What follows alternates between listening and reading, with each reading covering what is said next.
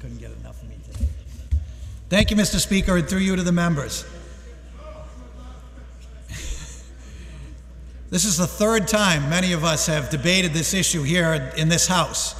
As been stated many times, we took the issue up in 2004, we took the issue up in 2006, and here we are today, once again, taking up this issue. I've heard a couple of speakers that have come to the rostrum today. One eloquent gentleman from Boston earlier, very early on in the debate today, talked about the need for our constituents to be represented in the 5 months where there'll be a vacancy in the United States Senate.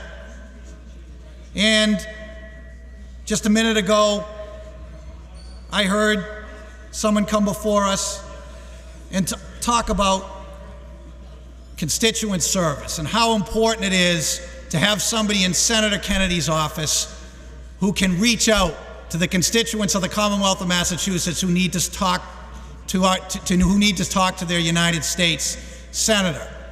And that gentleman a few minutes ago said, that's what this debate is all about, and that's the most important thing. And certainly, all of us know almost better than anybody how important constituent service is. But my question to you folks today, to most of you folks, is this. Where were you in 2005, 4, and where were you in 2006? Why weren't we concerned about constituent service then? Why weren't we debating the importance of having a United States Senator who could service his constituents or her constituents? Why weren't we talking about the importance of the citizens of the Commonwealth of Massachusetts being represented in the United States Senate at all times then? We weren't.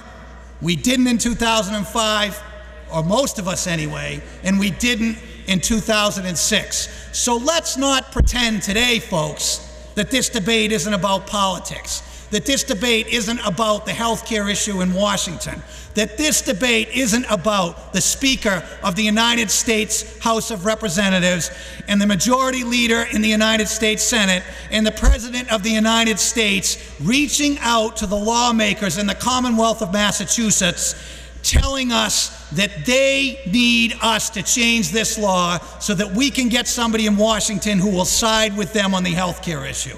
That's what this debate is all about, and let's not pretend otherwise. Now, in principle, ladies and gentlemen, since day one, and I've been here all 3 times that we've taken this issue up, I have certainly found merit in many of the things that have been said here today, that were said in 2006 and that were said in 2005. And that is that our constituents should not go for an extended period of time without being represented by someone in the United States Senate. And I do believe that. However, as I also said today earlier, and the other 2 times when we've taken up this issue, that we are a nation of laws. And when we enact laws and when we enact legislation, we do it methodically and we do it thoughtfully. We shouldn't be doing it because circumstances in a particular time are dictating many of us to make political decisions. And that's what happened in 2004, and that's what's happening here today. It happened in 2004 because the only reason we took up the issue at that point in time was because many of you were anticipating a vacancy in our junior senator's, at the time's, seat as he was running for President of the United States. In my view, it wasn't the time then to take that piece of legislation up. We are taking it up here today because now we do have a vacancy in one of our Senate seats here in Massachusetts. And a vacancy shouldn't be the reason that we come here and change the law. And it is about hypocrisy. And we do look hypocritical. And believe me, the citizens of the Commonwealth that I talk to those in my district and frankly those outside my district do not believe that we should be changing the law at the time that there is a vacancy when we just changed the law 5 years ago. And they're right, and they're paying attention, and they're watching us. And once again, they are saying, there goes the legislature in our state, ignoring the will of the voters, doing what they believe they can do because they have the power to do it. It was said, as it was said earlier here today.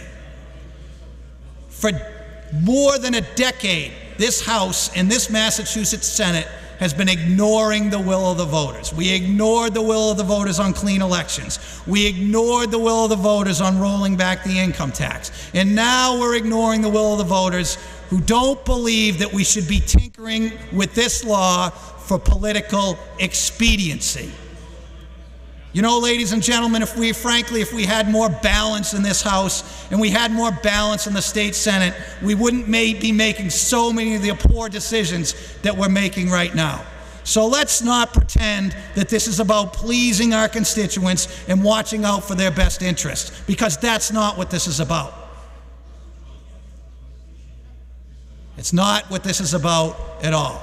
This is about Washington trying to dictate public policy in the Commonwealth of Massachusetts, and it's wrong, and I urge that we not adopt this bill.